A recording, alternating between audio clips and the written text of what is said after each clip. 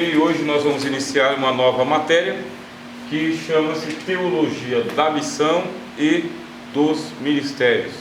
O conteúdo desta matéria está disponibilizado no livro Igreja, Denominação e Ministérios, que eu editei, disponibilizei para os irmãos e para as irmãs também, tá bom? Então todo o conteúdo ele já está discorrido aí um pouco mais abrangente no livro. Aqui não será tão sucinto, mas eu vou trazer outros detalhes também, bastante detalhes, e aí eu aconselho os irmãos que adquiram também esta excelente obra, né, para poderem assim fazer parte da biblioteca teológica de vocês. Bom, Teologia da Missão e Ministérios. Qual que é a ideia? A ideia é que nós temos que ter um missionário que nós vamos enviar a campo, ou o missionário que pretende sair a campo, ele já saia com uma base teórica do que é que ele vai fazer no campo missionário. Teórica, não exatamente experimental, porque a experiência ela aperfeiçoa muito da teologia que nós temos, muito mesmo. Inclusive a experiência ela é uma concorrente para a revelação. Esse é um adendo que eu vou colocar para vocês. Existe um problema na teologia, e o problema é o seguinte: qual é a origem da minha teologia? A origem da minha teologia é a experiência pessoal ou ela é a revelação bíblica? E muitas pessoas sobrevalorizam as experiências, reinterpretam as escrituras baseado nas suas experiências e inclusive invalidam muitas passagens bíblicas, muitos textos bíblicos por causa da sua experiência.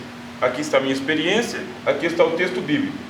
Como eu passo por essa experiência e ela não tem muito a ver com o texto bíblico, o que é que eu faço? Ou eu descarto o texto bíblico, ou então eu embrulho ele com o meu papel de presente, com a minha experiência. Eu interpreto o texto bíblico de acordo com a minha experiência. Houve um movimento na história da teologia chamado de ortodoxia e depois de neo-ortodoxia, que é justamente para rejeitar esse tipo de teologia. Como assim? A ortodoxia vai dizer que a palavra de Deus ela é primordial, ela é central e ela é suprema em todas as questões de doutrina. Eu tenho que aprender doutrina e ensinar doutrina, eu tenho que ir para a palavra de Deus, que é a Bíblia, Antigo e Novo Testamento. E as experiências? As experiências têm que se subordinar à Bíblia. Então as experiências elas não são validadoras da Bíblia. A Bíblia só vale por causa que eu experimentei. Não, você experimentando ou não experimentando, de acordo com a ortodoxia, a palavra de Deus permanece a mesma. Se tiver que mudar alguma coisa, vai mudar a tua experiência.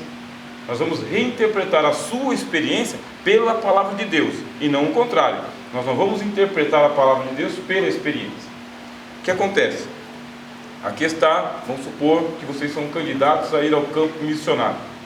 Vocês já chegaram até esse ponto e que tiveram teologia pastoral. Ótimo. Qual que é o próximo passo? Bom, estou me preparando para ir ao campo missionário. Quando vocês chegarem lá no campo missionário, vocês vão passar por experiências, várias e várias experiências, e vão se lembrar dessa aula. Qual? Essa daqui que está dizendo que as experiências de vocês se subordinam à palavra de Deus.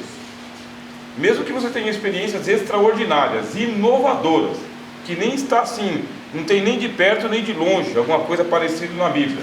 Mesmo assim, você pega a sua experiência e você subordina à palavra de Deus. Para não acontecer de você, ao invés de fundar uma igreja, você funda uma seita. Qual é a diferença entre igreja e seita? A seita ela é uma seção da igreja, ela é uma particularidade do sectário. Sectário é a pessoa que secciona, que corta, que divide. Seção, palavra seção, igual lá na loja de departamentos, vários departamentos, várias seções. Então você vai ter um sectário. Esse sectário aqui, ó, ele vai fundar uma seita, e a base da seita dele é a experiência que ele tem. E aonde fica a palavra de Deus? A palavra de Deus fica subordinada. Agora, se o missionário quer fundar uma igreja e não uma seita, por mais que ele tenha experiências extraordinárias, ele vai filtrar essas experiências pela palavra de Deus. Aquelas que forem assim muito estranhas, extravagantes, é lógico, ele já vai descartar. Porque nem todas as experiências que a gente tem que são espirituais, elas são bíblicas. Elas são experiências pessoais, espirituais, mas elas podem ser bíblicas, extra-bíblicas ou antibíblicas. 3 maneiras. Tive uma experiência. Alguém na Bíblia já teve uma experiência igual a minha? Já, experiência bíblica. Ótimo. Batismo com o Espírito Santo e falar em línguas estranhas. Ótimo. Experiência extra-bíblica é aquela que alguém na Bíblia já teve uma experiência igual a minha? Não, igual a minha não. Ela é inédita? Bem, parece que ela é inédita. Mas aí eu me pergunto, mas ela é antibíblica? Porque se ela for antibíblica, vai ter um ensinamento direto nas Escrituras dizendo: isso não pode ser feito. Não pode ser feito. Essa é a diferença entre experiência extra-bíblica e antibíblica. Extra-bíblica é, você vai na Bíblia, procura a experiência, não está lá, só que a Bíblia não reprova. Ela não fala que não pode acontecer. Agora, quando você tem uma experiência que você vai na Bíblia e ela está falando não pode ser dessa maneira, aí é antibíblica. Estou indo aqui para o campo missionário, vou passar por um monte de experiências e eu preciso de, no mínimo, uma base teórica para fundar uma igreja e não uma seita. No mínimo, eu tenho que chegar lá com uma base teórica, por mais experiências que eu tenha. E é por isso que se evita, a todo custo, enviar um missionário que não tenha formação teológica ao campo, por mais que ele tenha chamado sobrenatural do Espírito Santo da glória de Deus, sabe, com revelações esplêndidas do trono de Cristo. Tudo bem, o senhor é missionário, o senhor está na nossa igreja, né? Deus te deu uma visão, vamos te preparar para isso daí, porque você, querendo ou não, o missionário ele vai ser um representante da igreja, mesmo que quando ele chega lá ele vai mudar o nome da igreja, vai colocar uma denominação diferente, só que a essência ele está levando, a essência você está levando, a essência da onde você foi formado, da onde você foi chamado, da onde você foi vocacionado e pastoreado. Começa por aqui. Agora, quando a gente vai para a teologia da missão e ministérios, quer dizer, é uma matéria só, tá bem? É entender o seguinte, que esse missionário aqui, ele tem que ter uma compreensão mais ampla possível do que seja um ministério. Por quê? As regiões, elas modificam e os costumes modificam também. Tem algumas regiões que você vai encontrar a igreja que cabe um modelo ministerial. Em outras regiões não cabe aquele modelo ministerial, cabe um outro modelo ministerial. E assim por diante. Por isso, quanto mais amplamente eu conhecer o conceito de ministério, melhor vai ser a minha adaptação quando eu for ao campo missionário ou evangelístico, que a gente pode fazer uma adaptação para o nosso caso aqui. Eu cheguei em determinado lugar que eu tento estabelecer lá o episcopalismo e lá não funciona o episcopalismo. Não funciona por causa que, por exemplo, eu estou indo para a África e eu encontro uma região onde é tribal e, por ser tribal, eles têm um conselho de homens. Nesse conselho de homens, então, toda decisão tem que ser tomada em colegiado. Não dá para tomar de uma forma assim episcopal, um só toma decisão. Mas eu fui com esse modelo de missão para lá, episcopal, onde a igreja é governada unicamente pelo pastor e ele é a última palavra e a primeira também. Eu chego para plantar uma igreja lá, eu não tenho sucesso. E na história das missões a gente tem vários casos assim, igrejas que não deram certo por causa que não atenderam o mínimo da cultura do local. Se tivesse atendido aquele mínimo, a igreja tinha dado certo. Então eu cheguei num lugar onde a tribo lá é uma tribo patriarcal, tem um conselho de homens, quer dizer que eu tenho que montar um colegiado para que toda decisão passe primeiro pelo conselho para depois ser decidido. Se eu sei disso, eu monto um conselho. Agora eu chego num outro lugar onde não é assim. Tem uma hierarquia lá.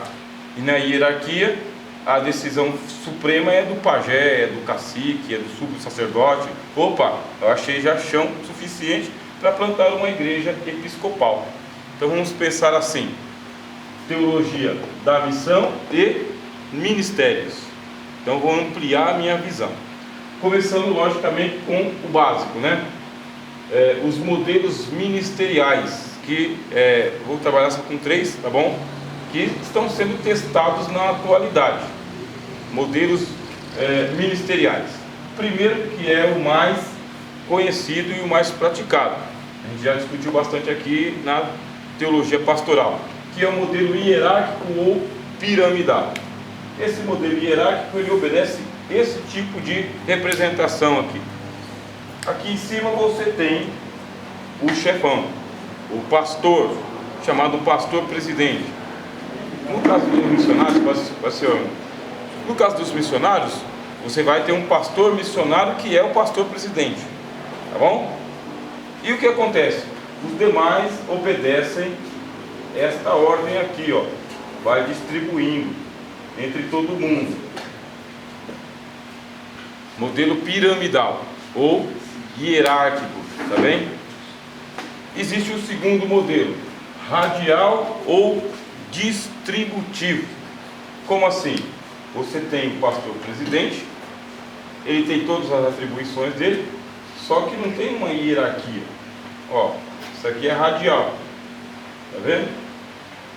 Aqui está o pastor presidente e aqui estão evangelistas, presbíteros, diáconos, lideranças. Você tem o pessoal que está em volta, por isso que é radial, tá vendo? Ó? Está girando em torno. Só que esse aqui tem autonomia, ó. Esse pessoal tem autonomia, esse daqui tem, todos aqui têm autonomia para agir. Só que na hora que eles vão lá conversar com o pastor presidente, é mais uma questão de conselho e prestação de contas do que pedir autorização. Aqui não, aqui você tem que pedir autorização. Aqui você não faz nada sem a palavra do pastor presidente. Aqui você faz, só que você comunica. Você não pede autorização. Aqui você pede autorização, ó. A de autorização. Aqui não, você só faz uma prestação de contas, ó. Porque é radial. É um modelo mais complexo, tá bem? Mais difícil. Por quê? Você depende da maturidade desse pessoal aqui, ó. Vamos supor, o pastor presidente, ele é bem esclarecido. É uma palavra que a gente usa mais em filosofia, mas eu vou trazer também para a teologia, tá? Que é uma pessoa ilustrada. O que é uma pessoa ilustrada? Ou é o que a gente costuma chamar de esclarecido. Um ilustrado é uma pessoa que ele não está mais nas trevas, na ignorância, sabe? Ele não é preconceituoso, ele é ilustrado, ele está com a mentalidade dele muito aberta para o diálogo, para as divergências, para as diferenças. É um ilustrado. Bom, o pastor aqui, ele é um homem ilustrado. Ele depende de que essa turma aqui também seja ilustrada. Ele depende. Por quê? Por causa que senão a roda não gira, senão o sistema não funciona. Você vai ter aqui gente que avança demais e gente que avança de menos, gente que atrapalha o outro. Por isso que isso aqui é mais complicado ainda. Só que se der certo, imagina-se que é uma igreja chamada igreja de sucesso, né? Uma igreja de vento em popa, uma igreja que você vai lá e resolve os problemas no nível de cima, que é o grande desafio da igreja. O grande desafio da igreja é resolver os problemas que existem no nível de cima. E qual que é o nível de cima? É o do diálogo. É sempre do diálogo. Qual que é o nível de baixo? É o do mandamento, da ordem. Faça-se, cumpra-se. E infelizmente nós temos essa experiência na igreja brasileira. Experiência do cumpra-se, faça, obedeça, se curve, ceda. Quer dizer, esse nível do diálogo que a gente está esperando, ele é muito raro, hein? Ele é muito raro. Porque eu tenho que dar a voz e a palavra para todo mundo. E esse todo mundo, se não for ilustrado, só vai atrapalhar e a igreja não gira. Não gira. E vamos para o terceiro modelo, que é o associativo ou descentralizado. Esse associativo é o seguinte, é uma espécie de célula. Aqui, ó. Associativo. Pode vir quem quer. Tá? Ó. Aqui é o associativo. Aqui tem uma igreja, uma espécie de célula, e aqui nós aceitamos a sua opinião, associativo. E ele é descentralizado. Por quê? Descentralizado. Porque eu venho, trago para cá, só que a ordem não volta, não sai ordem daqui para lá. Vocês entenderam? Simplesmente, vamos lá, eu sou um pastor, aí eu pego a minha casa, eu cedo a minha casa para que ela seja uma igreja, e eu recebo as pessoas, entendeu? E recebo todo mundo. Só que eu dispenso essas pessoas ao mesmo tempo, não tem nenhum vínculo. A minha casa não é a igreja sede.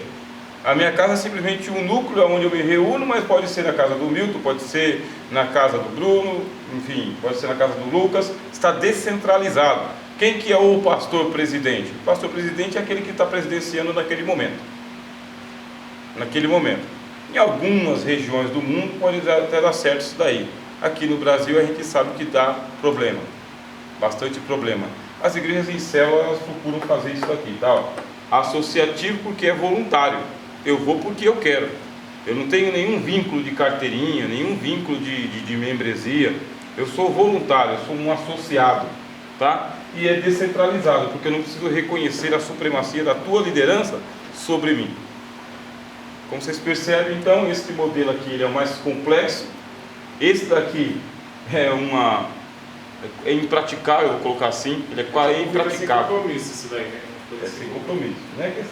Assim, o compromisso é aquele negócio assim, fortuito, entendeu? Pode acontecer ou não, a gente não tem vínculo. Não tem vínculo. É uma associação, igual a associação. Se vocês fazem parte de alguma associação, vocês sabem, né? Tem associação lá, tem o prédio de associação, tem o edital convocando todo mundo e ninguém aparece, né? Então, a associação, de vez em quando aparece, se não aparece, não tem aquele negócio, aquele comprometimento. Agora aqui não, você pode ver que isso daqui, ó, estou construindo a pirâmide. E para o camarada se sustentar aqui em cima, ele tem que manter isso aqui funcionando. Por isso que é o que mais prevalece no Brasil. Esse daqui é uma espécie de igreja de elite, né? Que se funcionar é o sonho de consumo de qualquer servo de Deus, né? Uma igreja que você só dá na chave e ela funciona. Mas você tem que ter todo mundo ilustrado aqui. Agora essa daqui não, é mais uma espécie de igreja de base. Igreja de base, dá para funcionar em estilo de célula, tá? Estilo de célula. Só que não tem, você não tem uma identidade na célula. Todo mundo é do jeito que quiser ser. Qual que é a autoridade da pessoa que toma conta de uma célula? Ela é relativa. Eu tenho que aceitar aquela autoridade ali. Só que se eu não gostar daquela liderança, eu mudo de associação, mudo de igreja, mudo de célula. São esses três modelos por enquanto. Bom, hora das perguntas.